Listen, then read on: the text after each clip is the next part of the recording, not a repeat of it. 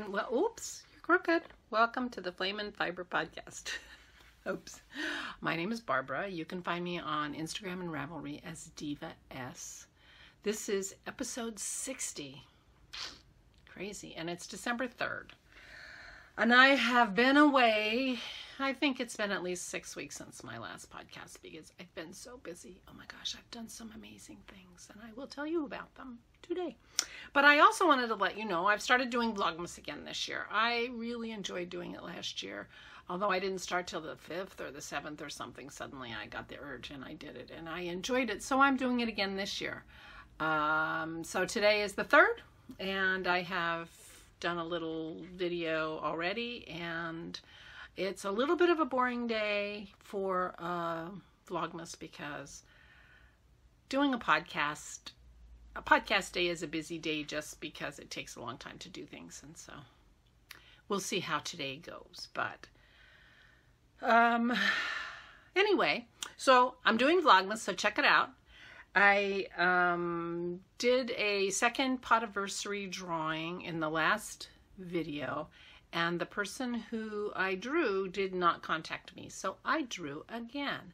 So Shlulu, S-H-H-H-L-U-L-U, Shlulu, who is Rosie, I drew your name.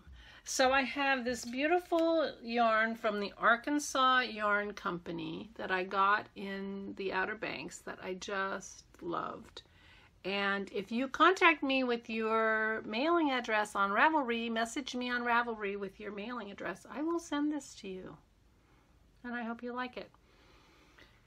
And I'm telling you, if you don't contact me, I might just keep this yarn.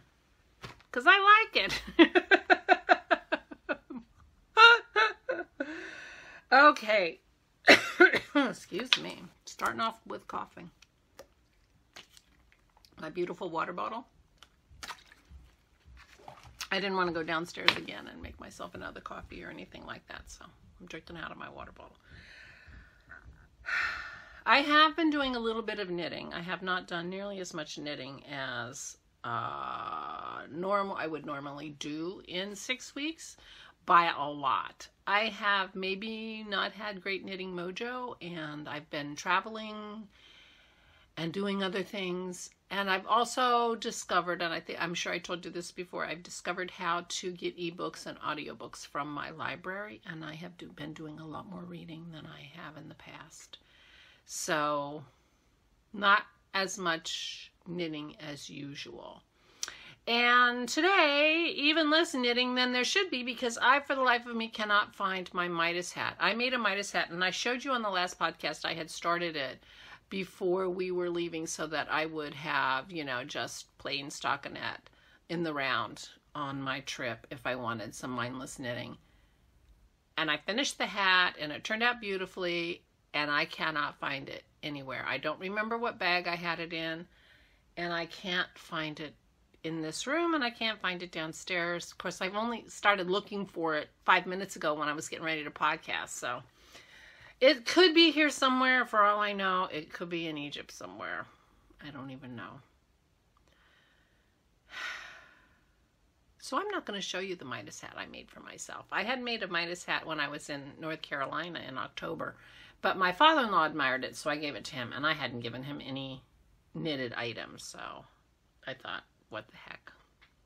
So, but the other thing that I knit was the Rewilding shawl by Helen Stewart. I don't know why. This caught my eye, and I didn't even print it in color, sorry.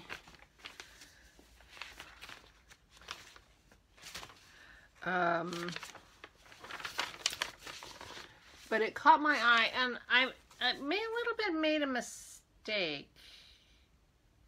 She said the yarn that it was designed for was the Fiber Company Meadow, which is a 500 meters in a skein. So I thought, oh, 500 meters, that would be, and I had this cashmere that I bought at the Vogue Knitting Live in New York City in January of 2017. stitchsisters.com. And it was a sport weight, 100 grams for 320 yards in this beautiful gray. And I had 2 balls of this. So I thought, well, you know, that's 640 yards. But if it takes 500 yards, then, well, it turns out that it's really a 1 skein shawl. And when I got the pattern, it said she actually used 409 yards. So it's a 1 skein shawl.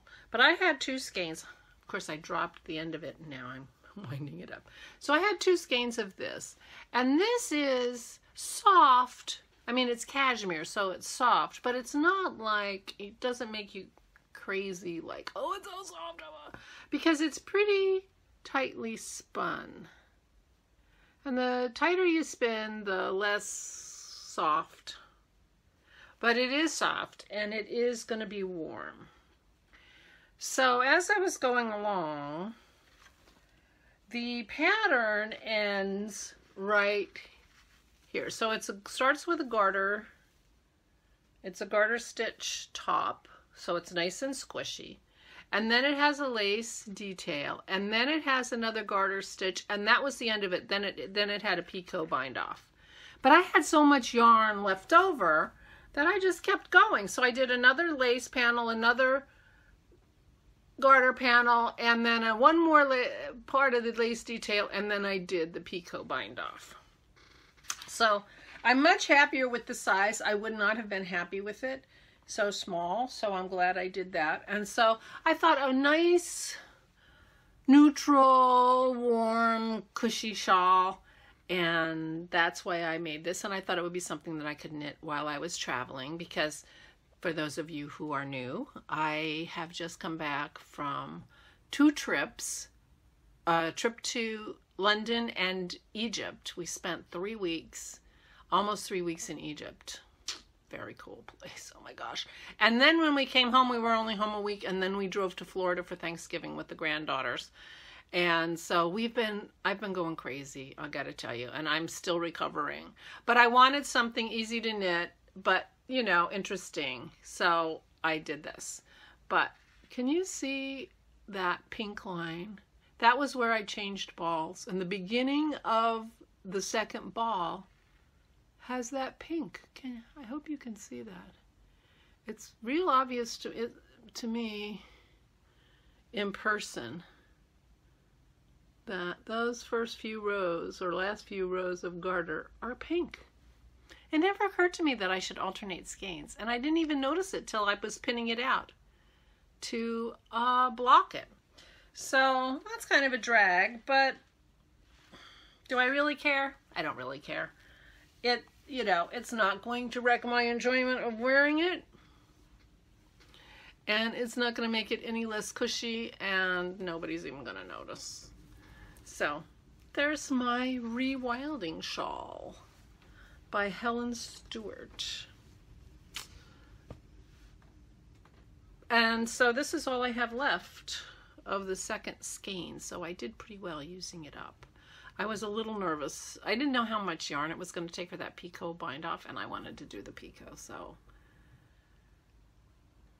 I stopped when I stopped. But I'm pretty happy with it. That pink is a little weird though. I don't know about that. Oh, I'm wearing my Carina Sweater by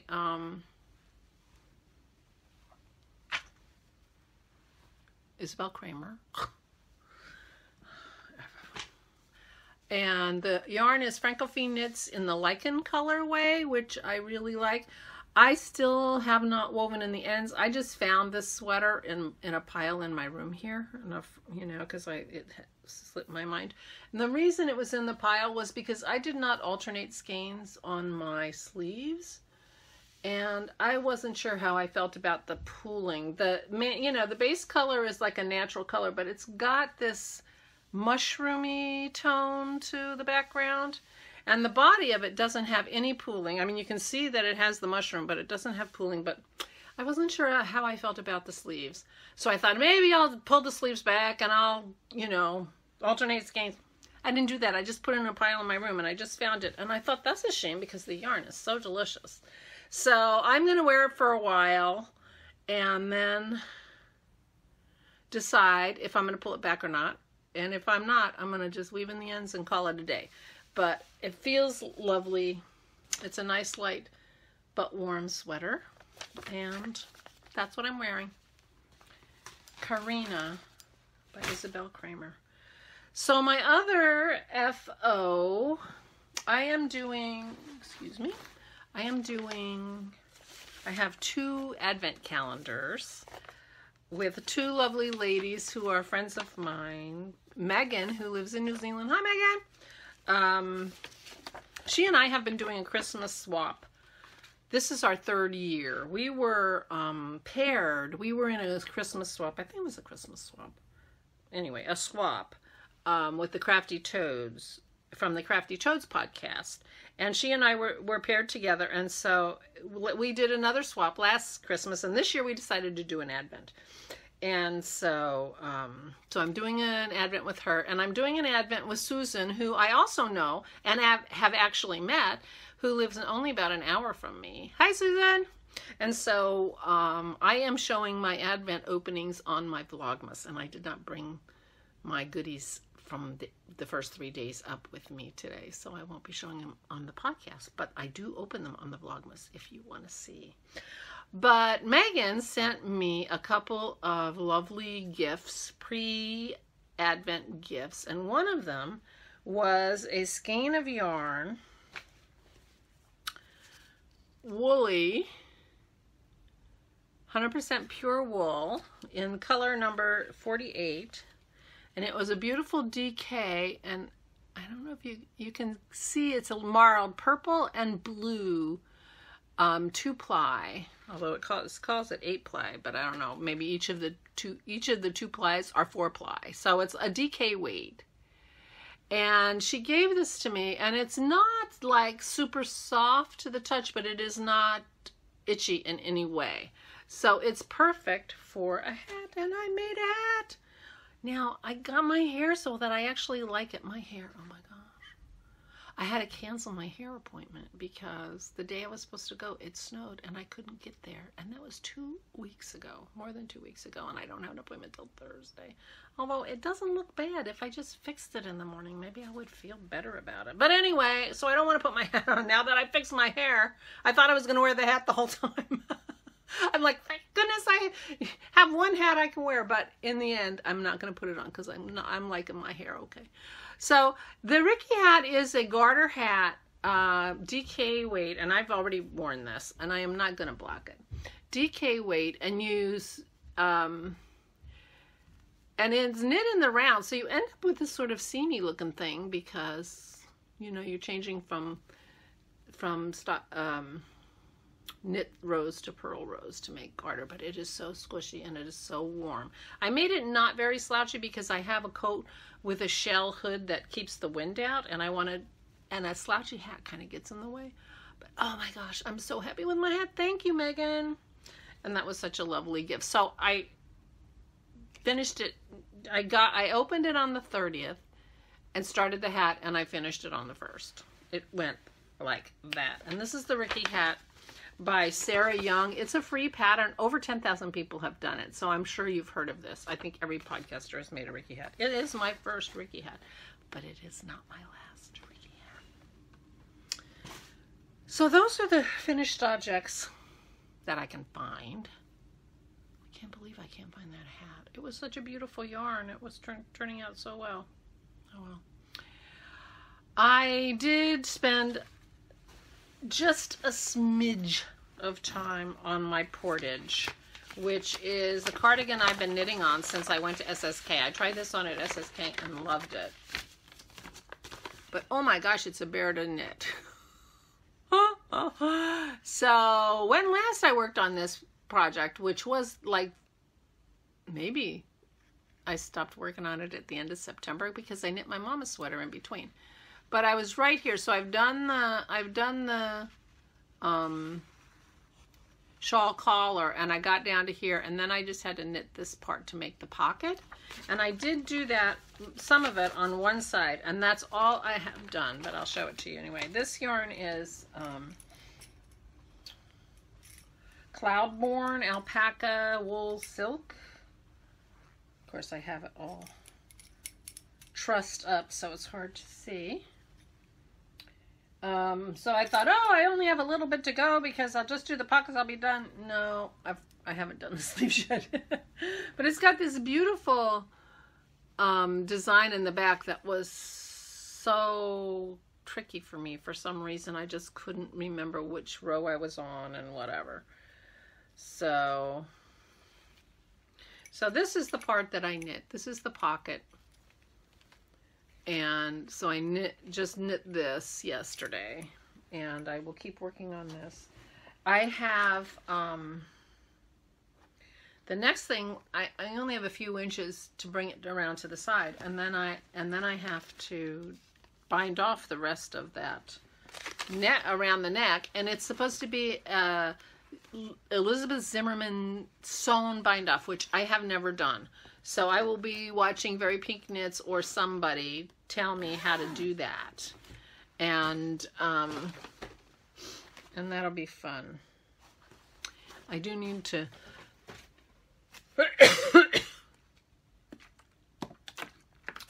wind up more of that yarn though, because there's not another ball in the bag. But I have lots. I bought so much of that yarn. Cloudborn is Craftsy's yarn line, and they were having a big sale, and I bought a lot of it. I have a lot of Cloudborn, so I may be giving some Cloudborn away as giveaway. We are at the end of our year of the sweater knit along, so if you are finishing up some sweaters, be sure and get them in the FO thread and show us what you're working on. Even if you haven't finished it, put pictures in the chatter thread, because I'll be drawing a prize from the chatter thread too, I'm quite sure.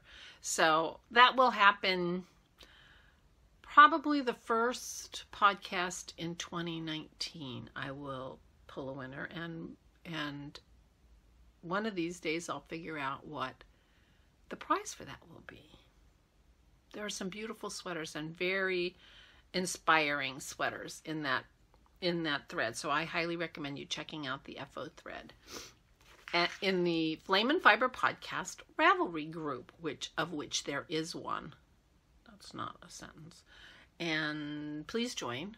It would be lovely to have you there. And I need to think about if we're going to have any knit-alongs in the new year, because it's December. People are starting to think about end of the year stuff. So anyway, that's my knitting. Guess what? I have ordered some yarn for sweaters for the granddaughters. Isabel specifically asked for a pink sweater, and I do not have pink yarn. So I ordered yarn for the granddaughters. It was on sale plus a discount coupon, so it was really very reasonably priced. So I will be knitting sweaters for the girls, and I bought yarn for that. But I'm not planning on buying yarn for a while, and I'm going to try to not buy patterns. I have so many patterns. I have pattern books, and I have lots of patterns. I have patterns that I bought on Ravelry that I've never knit. I am not buying another pattern until I have the yarn balled up. I just can't do it, because I buy them like, oh, this is cool, and then I never make them. But I have a big library. So I'm going to start knitting out of my library and knitting out of my stash. So if you're here for all the yarn acquisitions, next year may not be the best year for acquisitions, because I have so much yarn. This is a fraction of the yarn I have. I have boxes on the floor that I can't figure out where to put them. And I have beautiful yarn that I want to knit. So I need to stop buying yarn and start knitting with what I have. But that being said, I did order yarn for the girls. But my acquisition is an electric eel spinning wheel. When I was at SSK, I tried out lots of spinning wheels, and there were some beautiful spinning wheels. And I have an Ashford Traditional that I haven't spun on since we got Pearl, because I used to spin in the living room, and I've just been afraid to have it anywhere near her because she's such a pill. You know it's true. So when I was there, I got a chance to try some electric wheels, and the Hanson e-spinner, gorgeous, gorgeous machines, and it spun beautifully. But quite frankly, it didn't seem to spin better than the sample that they had of the electric eel. And the electric eel is a quarter of the price, maybe less than a quarter of the price. So I got on the mailing list because they weren't available, and I was notified that the version 5.2 was available for purchase. It costs like $270. And it comes with 3 bobbins, and you can put it on the table and the dog can't get it. So I spun. I have spinning. I totally couldn't remember how to spin. Oh my gosh. It was like the Three Stooges trying to remember how to spin. Besides being an electric, which I hadn't really used very much. But I didn't even split my roving beforehand, so I had 2 equal numbers and equal weights. It was like charge it through without preparing yourself. But anyway, I ended up with yarn. I'm so excited. I just took this off the bobbin. I have not washed this yet, but this is a Highland Handmaids Club fiber club colorway from 2017. I was in a bunch of fiber clubs, maybe even 2016. I got her color and her natural. She was doing a natural color wools series, so I got both of them.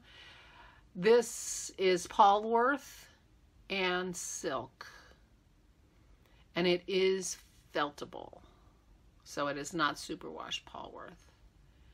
But I am pretty happy. I mean, it's not super tightly spun. I think I'm pretty sure it's like a DK. Could be a worsted, I suppose, but I think it's like a DK.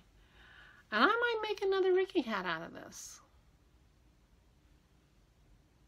because that Ricky hat is really nice. And I'm in the need of hats. I've been feeling cold, and so I just want to snuggle up in wools. And so I need to make myself, I also want to make myself some Thrummed Mittens. Somewhere in this room, I have a bag of leftover yarn. 3 years ago, I made Thrummed Mittens for 3 of my friends in 3 different shades of purple. And I have enough left over of those 3 colors to make myself some striped Thrummed Mittens. And I want to do that. And they're in a bag somewhere ready for me to go. If I would just clean my room a little bit, I would be able to find them. But I want warm mittens because I'm walking the dog every morning. And so I need warm things, hats and gloves. But I spun something. I made some yarn. I'm so excited. I need to wash it though and tag it. Spinning! They're spinning! Oh my gosh, I can't believe it.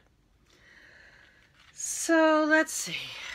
What else? I have 6 pages of notes, although I did put lots of space so I could read it. My future knitting, I'm doing Vlogmas. You would think it would occur to me that Christmas is coming pretty quickly. It's the 3rd, which means I have 3 weeks till Christmas.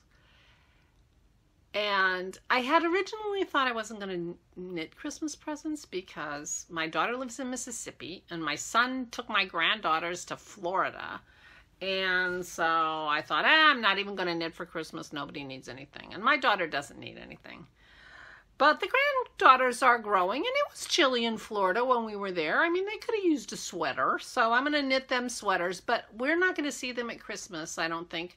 Both Jason and Allison have started new jobs, and it's not going to be possible for them to come up at Christmas, so they're going to try to come up in January for a couple days. So I'm not going to need the sweaters, I don't think, until January. We will be sending, Isabel wants a pogo stick. We're sending Isabel a pogo stick for Christmas. But we will send that so it gets there for Christmas so she can open it Christmas morning. And I don't know what we're going to get Sammy, but we'll get Sammy a toy too. And the sweaters we'll save for when they come up and see us. So I wasn't going to do any knitting for Christmas. We don't exchange. My parents and I don't exchange. And I don't think I'm going to exchange anything with my sister. And Dennis, we bring wine. Dennis's wine is delicious. And so people get his wine. But Amy Beth, the fat squirrel, a couple episodes ago, talked about making bath bombs. It never occurred to me that you could just make them. I've never used one because I got one as a gift and I never used it. And I do take baths. But they're so expensive. They're like $5 for a bath bomb. And I was like, really? $5 a bath? Seems crazy.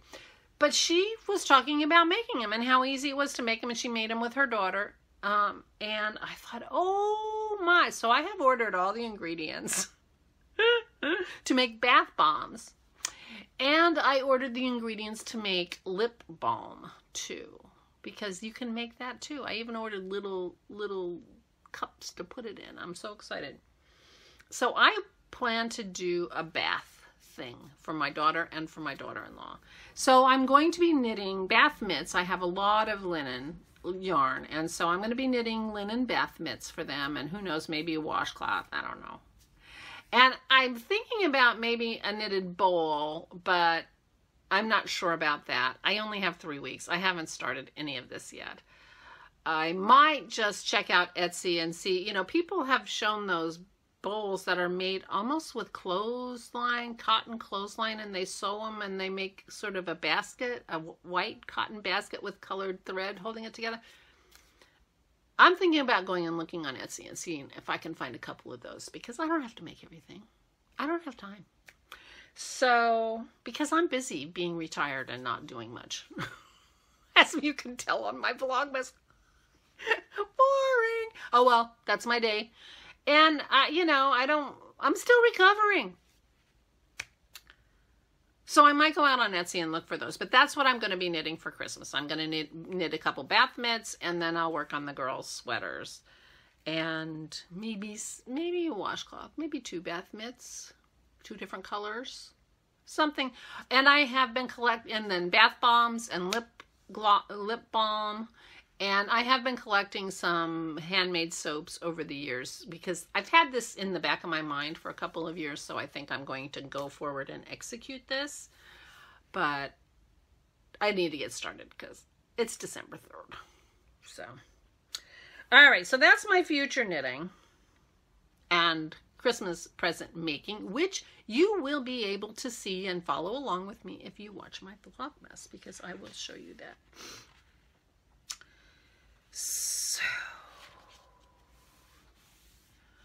So I've been traveling since my last podcast. Dennis and I have spent a few days in London and then spent almost 3 weeks in Egypt. It was amazing. We came back. Well, I'll tell you that.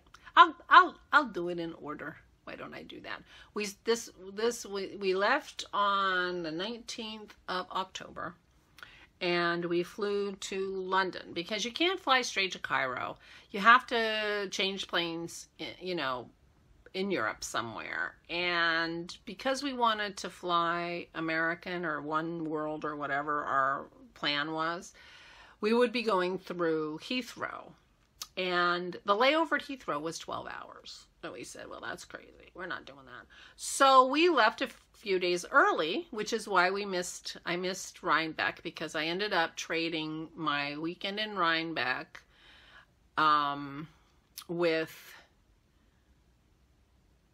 for a few days in London with Dennis. And so I thought that was a fair trade. So we flew to London. We had this very nice old hotel, not ancient, but a classic hotel. It wasn't brand new, in South Kensington, just a short walk from the South Kensington Tube. And the South Kensington Tube is the one that goes to Heathrow.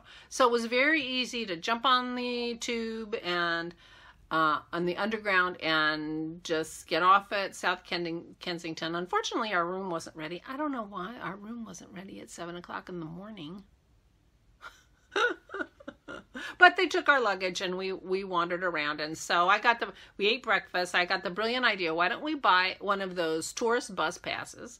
We can sit at the top of the tourist bus and ride around London and see lots of things, and we don't have to walk, and Dennis could sleep if he wanted to. And that's what we did. It was quite an expensive seat to sleep in, but it worked very well, and there are lots of things we saw that we wouldn't have seen if we hadn't been on that bus. We've been to London before, but we haven't been to London in 20 years. So there were, it's changed. The millennial eye wasn't there when we were there, and, so it was nice. It was a way to spend some time and not have to walk around. Because, of course, we had, not slept well on the plane. So anyway, so that's what we did when they got there. It was a nice hotel. We liked our room, and that was great. The highlight of the London trip, and one of the main highlights of the entire trip, was Leslie of Not Quite Enough Yarn took the train in. We got there on Saturday morning, and we met friends that evening at a lovely pub and spent some time with them, and that was fun. And on Sunday, Leslie came to London on the train and met us, and we went to the Sewn Museum, which was very interesting. And we walked around London, went to the Embankment and did a bunch of stuff and had a cup of tea. And then we had more tea. We went up to, I keep wanting to say Marks and Spencer, but it wasn't Marks and Spencer. It's the tea place, which will come to me. Did I write it down? Fortnum and Mason. I did write it down when I remembered it. We went to Fortnum and Mason and had afternoon tea, which was scrumptious. And we were there for several hours. We, in fact, closed the place. They kind of escorted us out because it's like on the 7th floor of the store. And when we got to the first floor, they were changing decorations and had ladders all over the place. The store was closed. They kind of escorted us out because we'd stayed so long. What a lovely woman. Oh my gosh. Well, you won't be surprised to hear that if you watch her podcast. She is as lovely in person as she is on her podcast. And I was so happy to meet her. She was just wonderful. She brought me some stitch markers, and she marked each one. It's, wishing you a happy and safe journey. The Egyptians love their cats because the best things are handmade. This is a handmade heart from her. Oh no. Well, I think it might be a handmade heart from her. I'm not sure, but this says handmade. From Heidi to Pearl, a little paw print. So I'm looking at this and I'm not even showing them to you. A little paw print, and then this one says, with love for all the smiles. And then this. Sun with a smile. Anyway, it was so sweet. And so anyway, oh my gosh, it was so much fun to meet her. It really was one of the highlights of the trip. She is so lovely, and I'm threatening to go visit her in Hastings, or near Hastings, where she lives. Because we haven't really done much outside of London, and I would love to see more of Great Britain. So, but she was just as sweet as could be. We were walking back. We both got on the. We split up at a tube station, and as we were walking back from our tube stop to the hotel, Dennis looks at me and says, "Your friend is lovely." I said, "She is. She really is lovely." She really is lovely, and it was a wonderful, wonderful visit. Oh my gosh. So, but that was the highlight of London, and the low light of London was that morning before we went to meet her. I bit into a baguette and I broke my tooth. The tooth just split across here, and the back of it fell out into my mouth. I'm like, oh, and I had done the exact same thing a year ago. I was like, oh man, it didn't hurt, but so the front of the tooth had very little support, and I was afraid if I didn't do something, and I was on my way to a 3-week trip into Cairo and Egypt. And I was afraid if I didn't do something about that tooth, I'd lose it would break all the way off, and that would be worse. So I found a dentist. I went to the dentist in London, which Leslie was like, I don't know, dentist in London, but I thought it was better than doing it in Cairo. If nothing else, we both speak English. I don't, although lots of people spoke English in Egypt, lots of people, but I just felt more comfortable with the idea of having my teeth done in London, I have to say. So I found a dentist. She was lovely. She was French. It turns out I had not broken another tooth. I had lost the filling of the tooth that I broke last year, which made me feel better. I thought, if all my teeth are falling apart, So she refilled it, and she told me that that tooth will last forever or until the next shampoo bottle you open with it. I guess I told her. I had trouble getting the little lid off the bottle, and my teeth.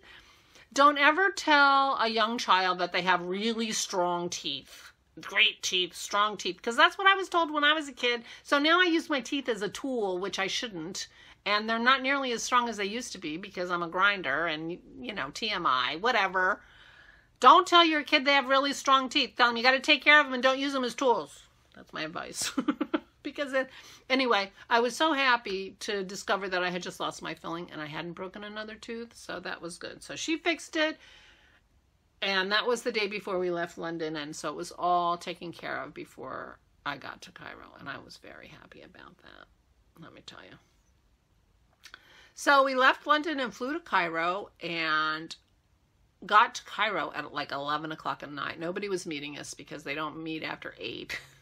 So we had arranged for a car from the hotel, and it took a little, the car was a little bit late, and we were like in a mild panic because we already paid for the car, and that's not why we were panicking. It was like, how the hell are we going to get to this hotel?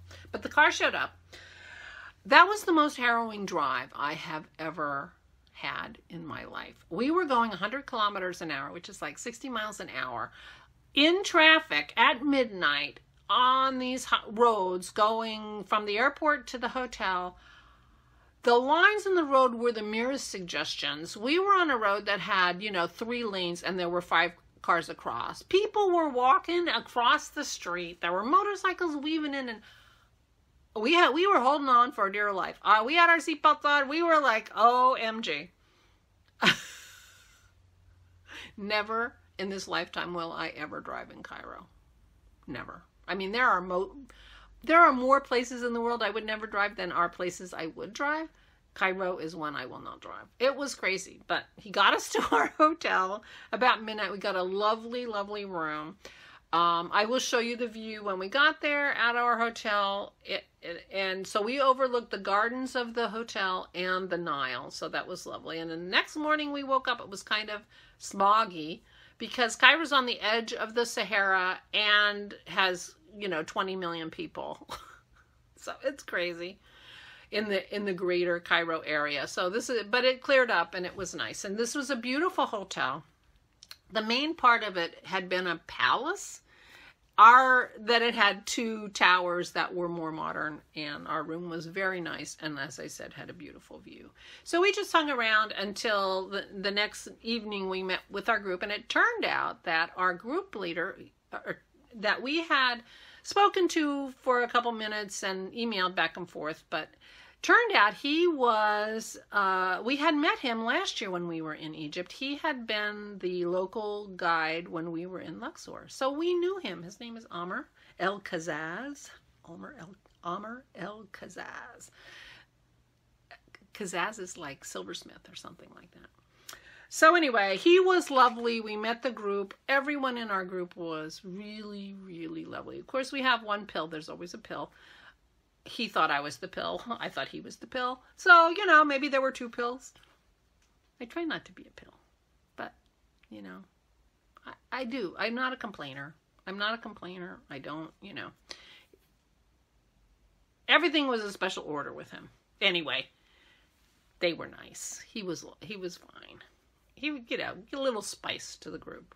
But everyone was so nice and met some really, really lovely people.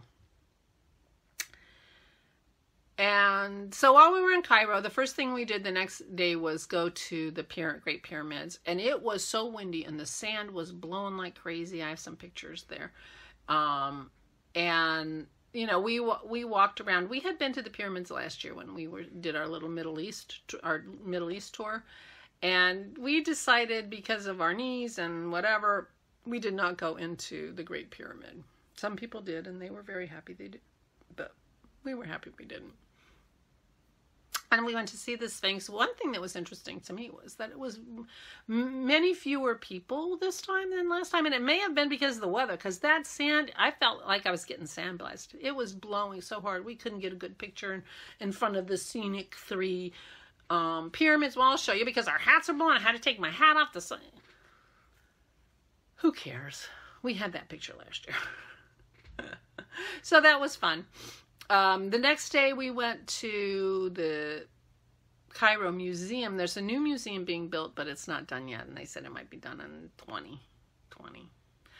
So we went to the old one, which was very nice, cram full of amazing things. They had King Tut's gold regalia and everything, but we weren't allowed to take pictures of that. But we were in the mummy room, and I don't think we were allowed to take pictures in the mummy room either.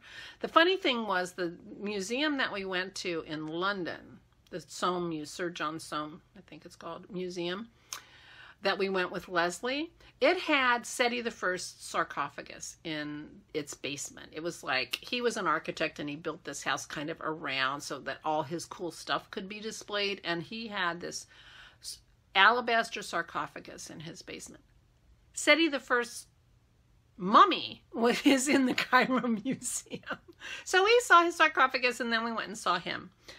And his, apparently that we could have gotten a special ticket to see his tomb in the Valley of the Tombs, but we didn't realize that until it was too late. I swear Dennis might want to go back to Egypt just to see that and a couple other things that we hadn't seen. So I think it's our last trip to Egypt, but he's not saying that.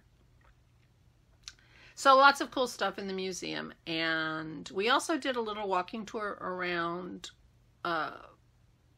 an old area where there was an ancient synagogue and an old Coptic Christian church that we also toured, and it was very interesting. And we went to a market and had dinner out in the market, at a restaurant in the market. And the thing about Overseas Adventure Travel, which is the people who ran this tour, is they are very interested in cultural exchange. So our guides are always stopping people on the street and asking what they're doing and introducing everybody and, that kind of stuff. So they have home-hosted dinners and lunches and all kinds of things. So meeting the people is one of the big things that they try to help us do on these trips, which is really a big plus to me, to meet the people. And so we met, there were a group of beautiful young women, and it was hilarious. I'll show you the picture. They're taking selfies. The girl with the selfie stick is wearing she's covered except for her eyes, and she's the one with the selfie stick, which I thought was hilarious. But they were beautiful young women, and they were students, and we talked to them. It was quite interesting. But we tried to get a taste for life there. We actually had a talk from a woman about women's lives in Egypt. It was a little disappointing because it was really more like a retrospective of all the way women have dressed in Egypt over the last century. And, and it was quite a mod place in the 50s and 60s, before people started getting way more conservative in their dress. So that was a little disappointing. We were more interested in sort of, what is it like daily life,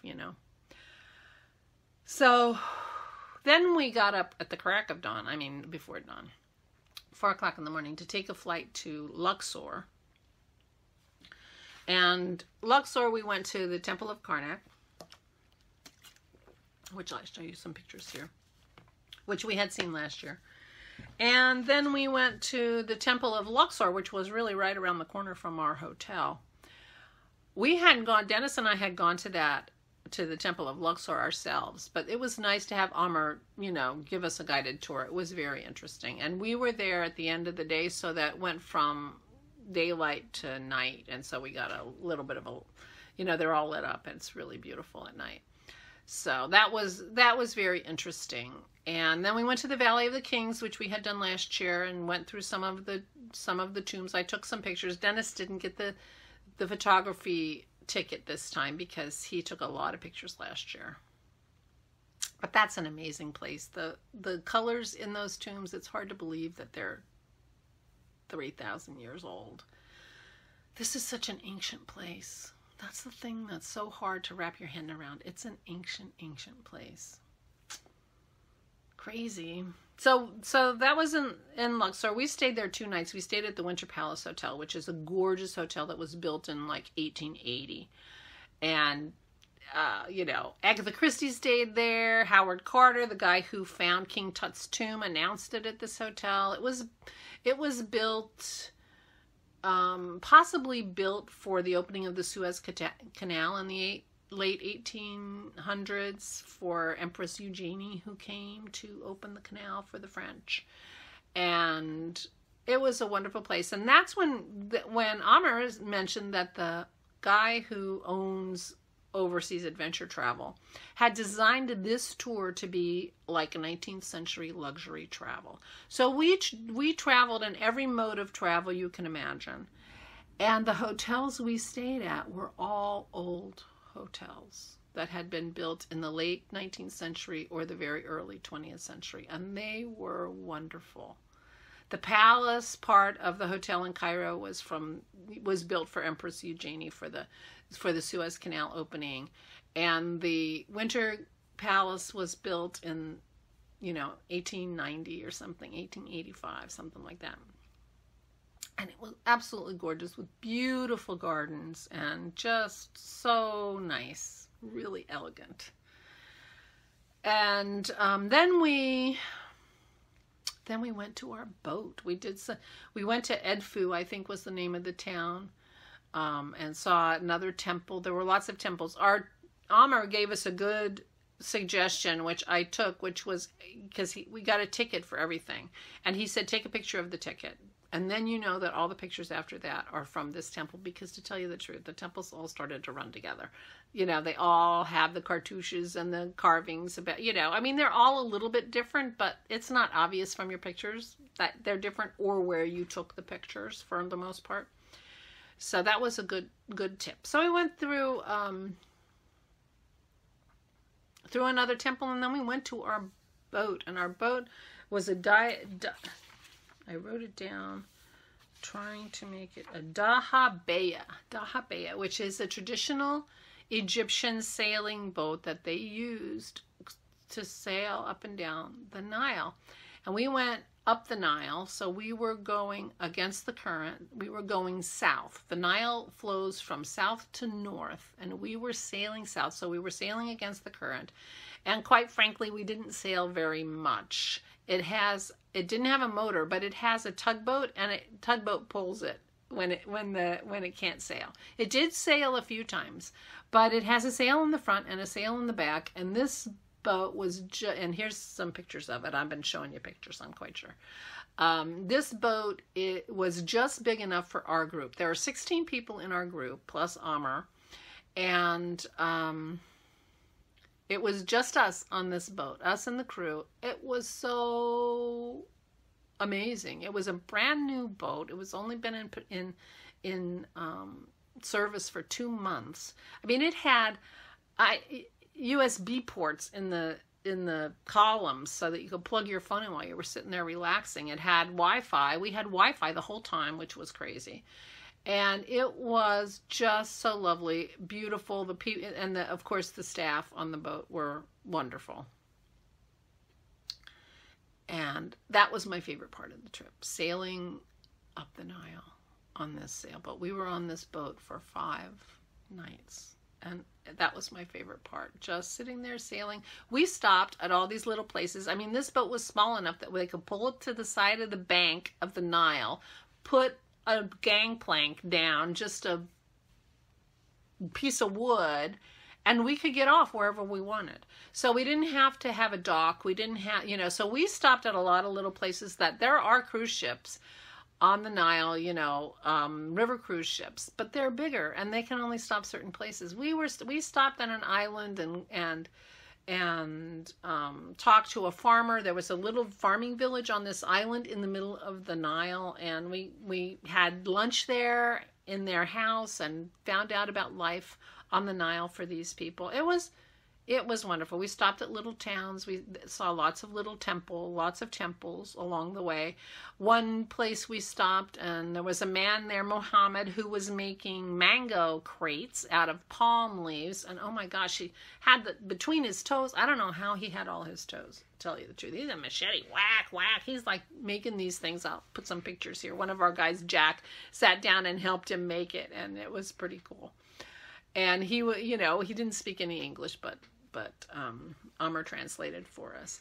And one of the places that we stopped that was so wonderful, you know, he had us doing all kinds of stuff. We were taking horse buggy rides around one town. We were taking tuk-tuks around another town. That's a motorcycle pulling like a rickshaw.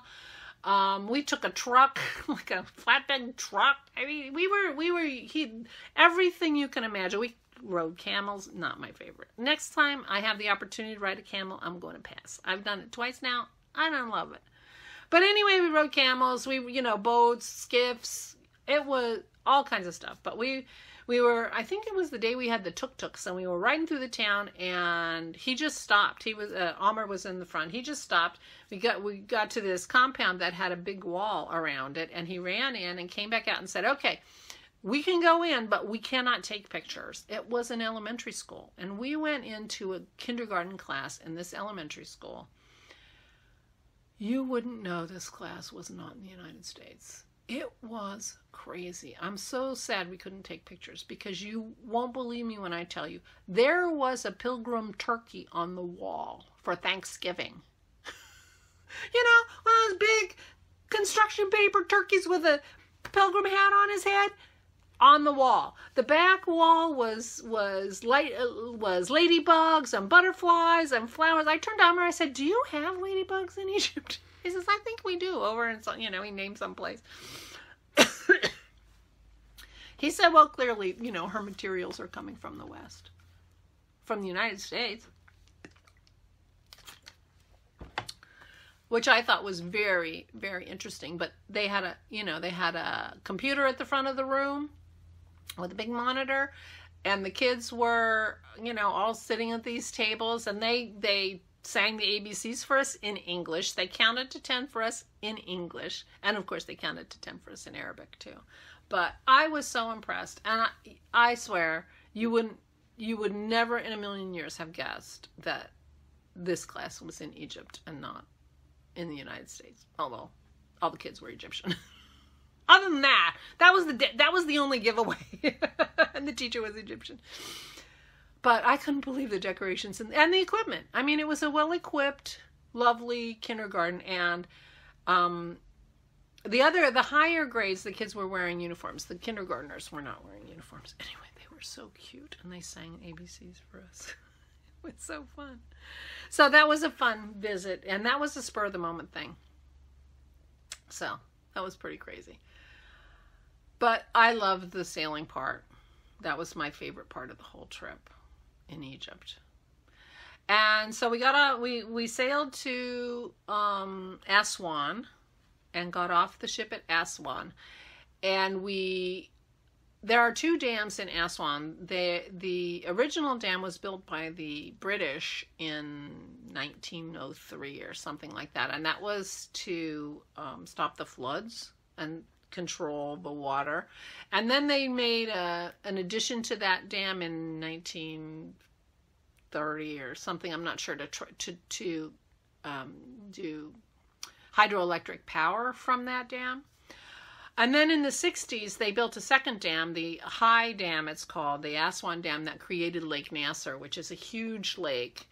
And when they built that dam, it endangered, I'm not sure what the number is, maybe 100 temples and amazing things, including Abu Simbel, which is two amazing temples side by side. built by Ramses II. Ramses II was a great builder in the history of Egypt because he ruled for 67 years or something. He lived to be in his 90s. And so he spent the whole time making monuments and, you know, fancy things. And his wife that he loved very much was Nefertiri. And so this Abu Simbel are two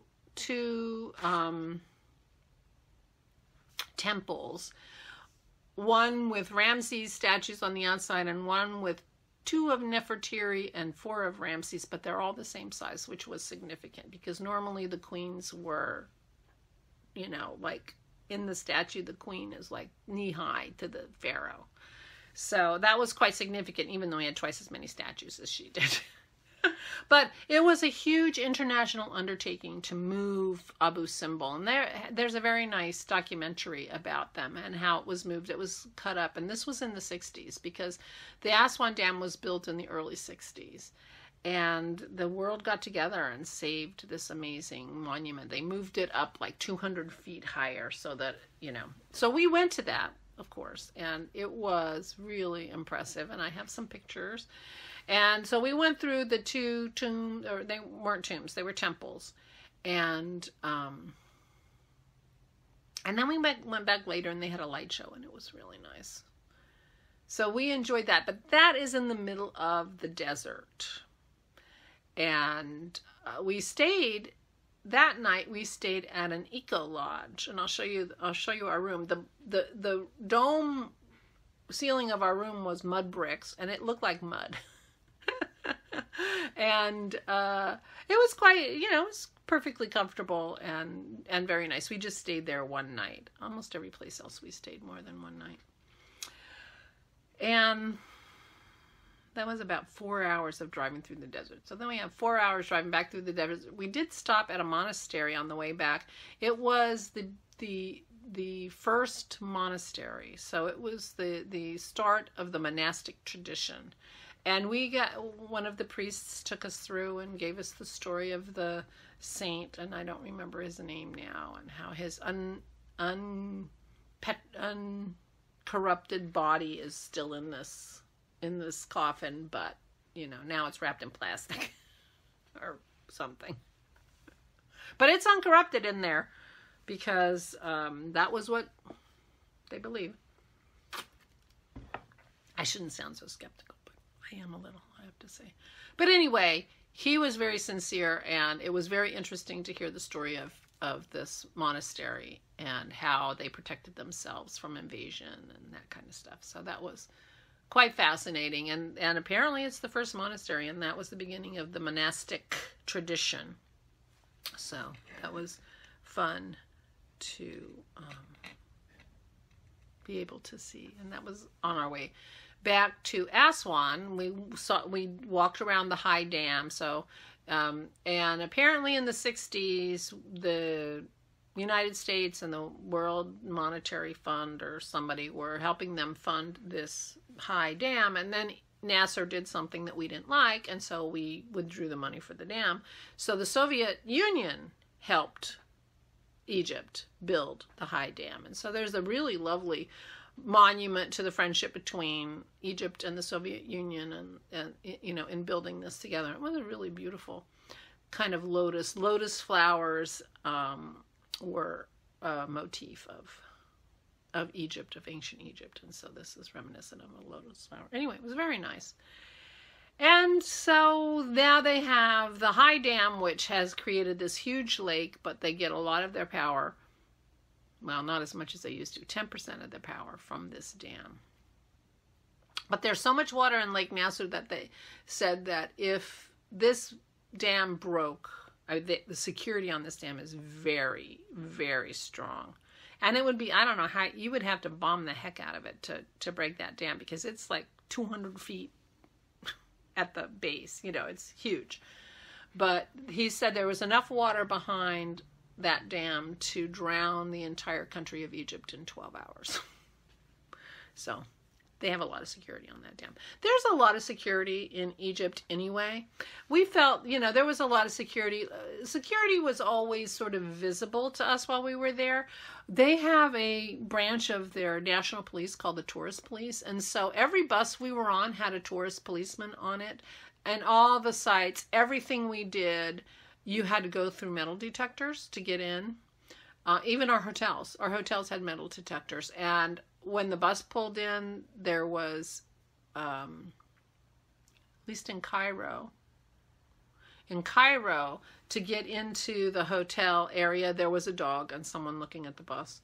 But every hotel we went in, we had to go through security to get in.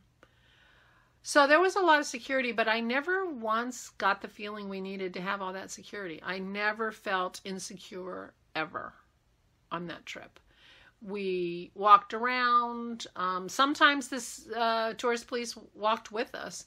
They were very helpful when we got stuck in traffic. They would go out and when we were in Cairo, we went to a restaurant that was within walking distance of the hotel. Oh my God. Amr and the tourist police are out there stopping traffic so we can cross the street. One thing that was crazy is people just cross the street. They just walk. They just, they just go in the middle of the street, hoping people stop, because otherwise you would never cross the street. It was crazy. But so there was lots of security, and we never once felt insecure. When we were driving in our bus, like when we were going from Abu Simbel to Aswan, we drove through a little town, and as we got to the town, we picked up a police escort through the town. So they're very high, high on security, but we never felt, I guess it's working. We never felt like we needed it. It never felt insecure to us at all.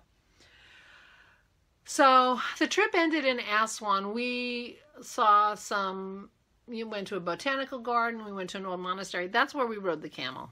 I'm not riding the camel anymore. I don't like camels. It's fine. I don't want to ride a camel. I'm too old for that camel thing. But the hotel we stayed at in Aswan was the most amazing hotel we've ever stayed in. It's called the Old Cataract. The cataracts are a place in the Nile where boulders of granite have accumulated, and it's like something you kind of have to navigate as you're traveling by boat. And so this is the Old Cataract. This hotel has an Agatha Christie suite, which we got to see, and a Winston Churchill suite, which we got to see, both of which are $10,000 a day. But the Death on the Nile takes place, the opening scenes of Death on the Nile take place, the first scenes in Egypt take place at the Old Cataract Hotel. And it was beautiful. And our room, we got a very fancy suite. We were in the new section of the hotel. We had a very fancy suite and I'll show you pictures. This is like the suite and the bed. And the bathroom had a big standalone tub overlooking the balcony, which looked out onto the Nile. I should have taken a bath. I didn't take a bath. I could have taken a bath, but I didn't. But I sat on that balcony a lot. And this is why. Here's the view. Crazy gorgeous view. And the hotel was lovely. And it's, I'm showing you the lobby. And it was just the nicest, probably, hotel I've ever stayed in. It was really, really nice. I've stayed in some beautiful hotels.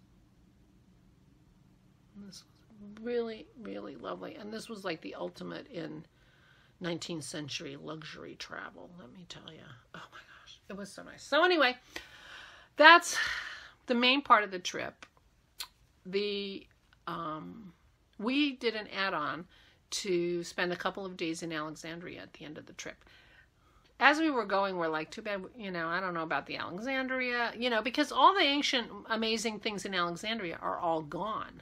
The Pharaoh's Lighthouse is not there anymore. The Library of Alexandria, they have a beautiful Library of Alexandria, but the one that's famous got burned by the Romans, or during Roman times. It wasn't necessarily burned by the Romans.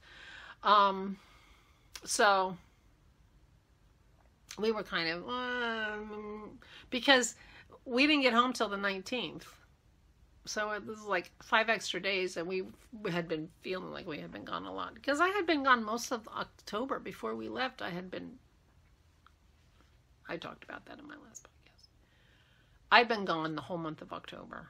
I was only home like 3 days in October.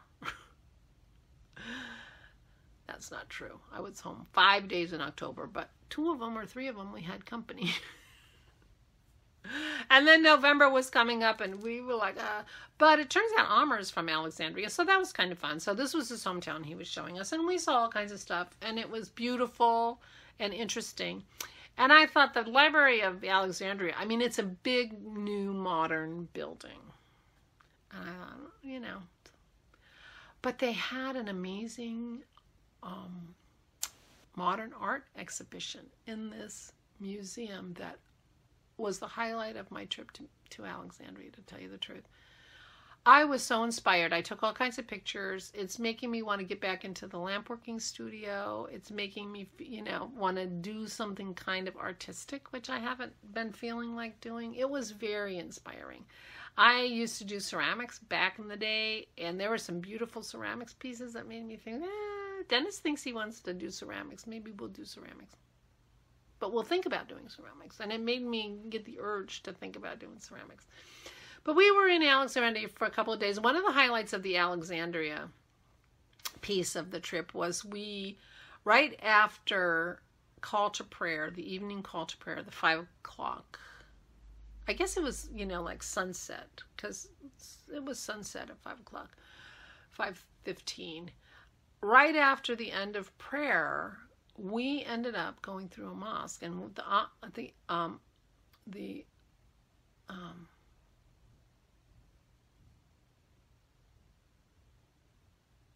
is it Oman? It's not the Oman. Something like that. The sheikh, who was in charge of the mosque, gave us a tour and talked to us about his mosque and showed all the different parts of the mosque, and he did the call to prayer for us just inside the mosque, not outside, you know, because everything's like, when the call to prayer happens, you can hear it all over the city. And it was very interesting. It was a beautiful mosque, and it was quite interesting to see it and to hear about it. And when we walked out, and there was a young girl in there, and she was so interested, and I got my picture with her, and she was lovely, and we met her family outside. But as we were walking out, a wedding party was coming into the parking lot right next to our bus, and they were clapping and cheering and whatever, so we clapped and cheered, and it was very nice. It was very nice. And we walked to dinner from there. And when we came back from dinner, the wedding party was coming back out. So I don't know what they had done in there. Maybe the ceremony somewhere. It wasn't in the main part of the mosque. But anyway, as long as it took us to go to dinner, they did something and then came back. We were laughing and cheering and clapping, and, you know, it was wonderful. And it was so much fun. They were such a beautiful couple. And it's so nice to kind of participate in that kind of life in another country. But they, you know, you wouldn't have known that bride and groom weren't Americans. She had a beautiful fancy white gown, and he had a tuxedo, and they looked so gorgeous. And so that was fun. But so then we flew home, and we had a very nice flight home. We were on a plane. I don't forget what number it was, but it's the kind that has 2 seats, 4 seats, 2 seats. So we had the window in the aisle, just the 2 of us. The seats were comfortable, and they were big enough. And so we had been trying to figure out how to upgrade, use our miles to upgrade, so we didn't have to like have this horrible trip home, and we didn't. It was a lovely trip home, and so we got home by the time we got to the airport and picked up our car and drove home, we got home like at 3 o'clock, which was about the time to pick up Pearl. We picked up Pearl, poor Pearl. She'd been spending a lot of time at camp, which she loves, but so we picked up Pearl, and then we crashed. I went to bed at 7. Of course, Egypt's 7 hours ahead of us. So we were major jet lagged, and took us a couple of days to kind of recover. And so that was Monday. On Thursday, my sister came, and she was coming to stay with my parents, and So Dennis picked her up at the airport on that snowy day. Oh my God. So he said he would pick her up at the airport because I had a hair appointment when she was coming in. And I couldn't even get to my hair appointment, but he picked her up anyway rather than me driving in the snow. He was in that car. It's an hour drive each way. He was in that car for 5 hours.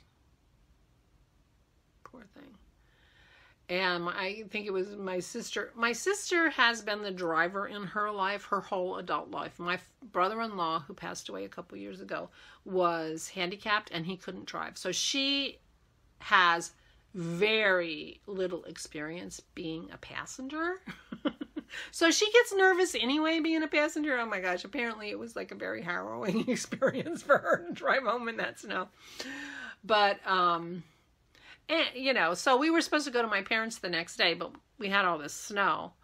The snow was predicted, but they predicted it was going to be an inch and then rain. And it was like 5 or 6 inches, and they had not done anything to prepare, and there were no snow plows out. I mean, it started snowing at 9 o'clock in the morning. I tried to get to my hair appointment at 1 o'clock in the afternoon. No plow had gone by.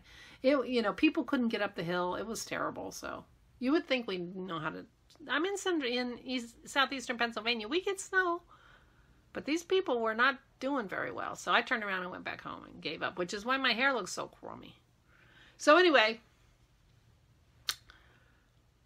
we were supposed to go to my parents on Friday, but when they got home, Dennis discovered that our tire had a hole in it. We have run flat tires, which means that even if you get a hole in it or a flat tire, you can go like 50 miles or 90 miles or something before the tire is literally flat. So we had to buy a new tire on Friday, and you know, apparently those run flat tires are not that easy to find. It took us all day. That tire was installed at 6:30. We finished getting installed at 6:30 at night, you know. But my dad had called and said, the weather up here is bad, don't come because the roads are bad. So it was fine. So she and I drove to my parents on Saturday. My parents live about 3 hours from me, and in State College, which is in the middle of Pennsylvania. And so we visited with them, and I gave my mom her sweater. This is my mom wearing her sweater. She loved it. Absolutely loved it. And it was, so they were happy to have Christy come. In fact, I need to call them tonight. She may be leaving. She may have left today. Maybe leaving tomorrow. I'm not sure what her schedule is. So we drove up on Saturday, and I drove home on Sunday. Dennis's aunt and uncle were visiting his parents, so we stopped in for a minute. And on Monday, we all piled in the car and went to Florida for Thanksgiving. This was our first really long trip with Pearl in the car.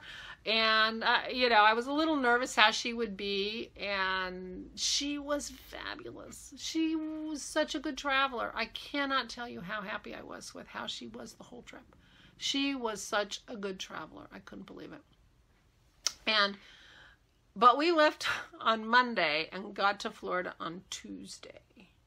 And then Thursday was Thanksgiving. And our daughter came on Wednesday, Christy and Rich. My daughter's name is Christy, as is my sister's name. So daughter Christy and Rich and their dog Wicket, they got this cute little dog. He's like a little Benji dog. So cute. And we were all staying, they and Dennis and me and Pearl were staying at this kind of old motel that had a 2-bedroom suite that then Jason had found on the internet. He obviously hadn't been there. It was near the water. It wasn't very expensive, but it was so damp. Otherwise, if it hadn't been so damp, it would have been great, but it was really damp. Really damp. But the arrangement of the rooms and everything worked great. So Rich and Christy had a place to close the door and stay, you know, like a little living room, little kitchen. It worked out great. We spent most of the time at Jason and Allison's anyway, but Jason and Allison's house is very tiny. So there was no room. So we ate Thanksgiving on our laps, and, you know, we managed.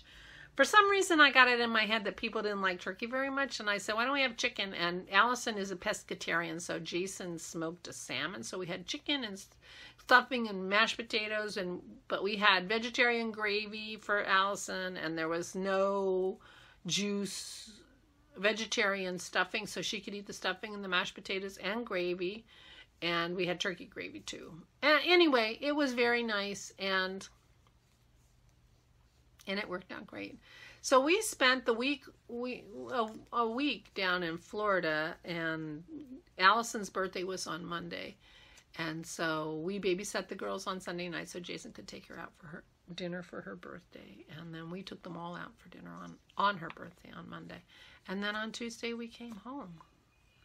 Well, we left for home. We took 3 days to get home because we stopped and visited Dennis's aunt and uncle who live in Virginia and had a lovely visit with them, and it was nice. But so today is Monday.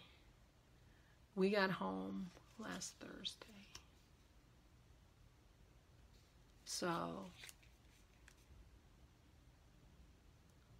I haven't recovered yet from everything, to tell you the truth. It's, you know, I'm not,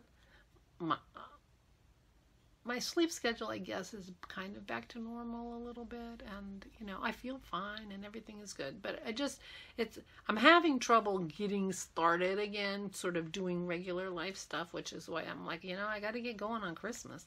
I haven't put up my decorations yet, things like that, so I've got to do that. But we had such a nice visit with the granddaughters. I had, Nana had a sleepover, so I slept over in Isabel's room, and so we slept together. That was fun. Isabel was off the whole week. So she was home, and Sammy stayed home on Wednesday and on Friday. So we got to spend time with the girls. And Allison started her new job on Tuesday. The day we left was her first day at her job. So she was home too. So that was good. And Jason's new job, he works from 6 to 2:30. I could never work at 6 o'clock in the morning. But he likes it. He gets up early.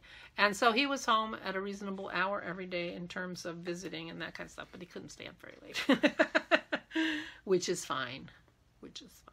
So we had a great visit. We did go to the beach, the dog beach, on Sunday. Pearl loved that. Although she just took off. She took off in the Gulf of Mexico and she was headed out to sea. I don't know where the heck she thought she was going, but question answered, she can swim. The problem was she kept opening her mouth like she was drinking the water, and we couldn't tell if she was drinking or not because she goes into a creek here and she drinks the water. So we couldn't let her go in the water too much because we were afraid she was actually drinking the seawater, which would not have been good. But they also had an off-leash dog park there, so she got to play and had a wonderful day. And the girls got to play on the beach and went in the water, and Isabel was very excited to see Nana's swimming suit for some reason, but I wore it. No picture there. There's no picture of me wearing my swimsuit, but I did get pictures of the kids on the beach. But anyway, so that's what I've been up to. I am tired.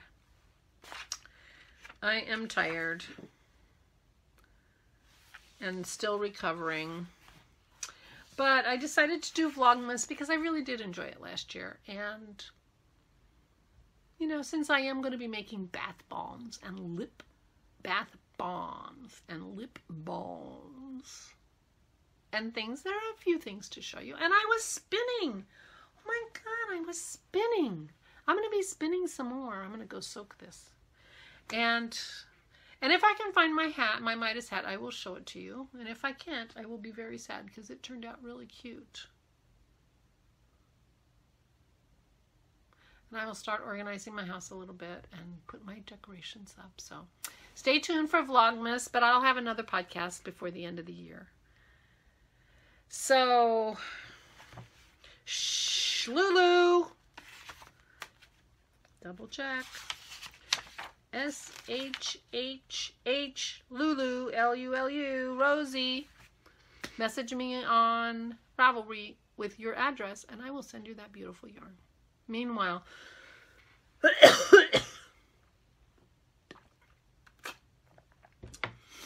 I hope you have lots of time to do the crafting that brings you joy, and I hope you have a wonderful, wonderful December.